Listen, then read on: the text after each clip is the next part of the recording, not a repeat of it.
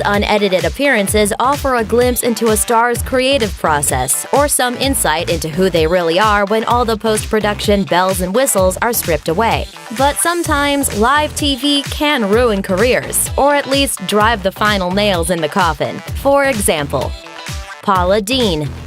Like a dollop of butter seeping into every crevice of a seared New York strip steak, Paula Deen melted her career down in 2013 when news broke of a lawsuit accusing her of cultivating an environment of violent, sexist, and racist behavior in her restaurants. The lawsuit, filed by a former employee, accused Deen not only of tolerating racism at restaurants she owned, but of exhibiting racist behaviors herself, having allegedly expressed a desire to hold a Southern plantation-style wedding with an exclusively black waitstaff. In a deposition Deen gave during the lawsuit, the Southern Fried Chef admitted that she had, of course, used racial slurs in the past. Instead of using the experience to apologize and grow, Deen leaned into the skid, going on the defensive by playing the victim card in a highly panned live interview on The Today Show. She insisted she only used racial slurs once in her life, to describe a black man that put a gun to her head when she was a bank teller in the 80s. Following the botched apology, Deen never fully recovered from the hit to her reputation, losing several publishing deals and endorsement contracts.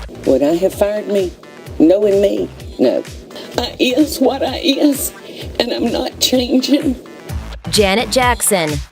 In 2004, the nation came together to absolutely crucify Janet Jackson for the heinous crime of exposing her nipple to the nation for a fraction of a second during a live halftime performance with Justin Timberlake at the 38th Super Bowl in Houston. The wardrobe malfunction and ensuing controversy, immortalized in a characteristically classy fashion by the media as Nipplegate, sent Jackson's career into a nosedive. But several people were allegedly involved in the exposure. Her choreographer had reportedly promised the performance would be shocking, and let's not forget it was Timberlake who actually did the exposing by peeling away a portion of her top.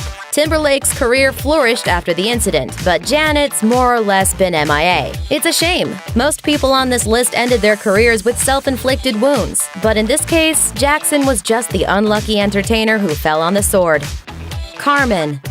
Saturday Night Live can be a brutal testing ground for new artists. Just ask the duo Karmin, who were coming off of a successful string of viral song covers on YouTube when they appeared on the SNL stage in 2012. Now I'm here in a sticky situation. Got a little trouble, yet, but now I'm facing 5 minutes, 10 minutes, now it's been an hour. Don't wanna think too hard, but I'm sour. The perky performers were met with some pretty brutal criticism attacking their watered-down take on R&B and rap. Spin called it hip-hop even Mitt Romney could enjoy. One of the kinder reviews said their performance likely resulted in mild auditory distress from viewers at home. Their debut album was met with mixed reviews and underperformed, and the duo split from Atlantic Records in 2014. I know you want it, so come and get it. A Cheerio. Jamie Kennedy.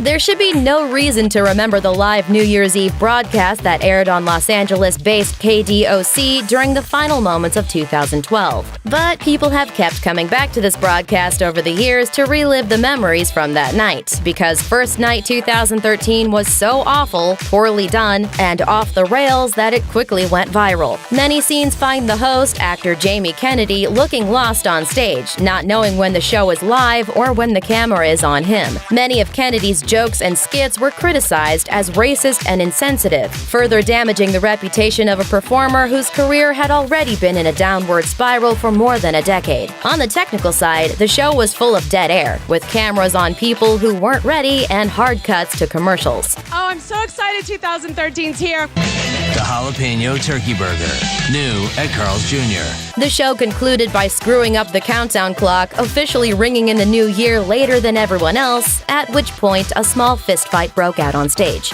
There's a fight. It's ending with a fight.